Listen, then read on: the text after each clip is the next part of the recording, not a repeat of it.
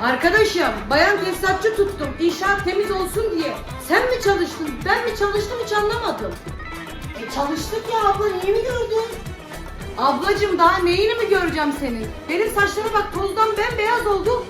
Senin makyajın, saçın 10 numara. Sen de benim gibi bakımlı olabilirsin. He, sen diyorsun ki benim gibi bakımlı ol ama senin evini pok götürsün öyle mi? Vallahi o da senin sorunun canım. Beni hiç ilgilendirmiyor. Ha,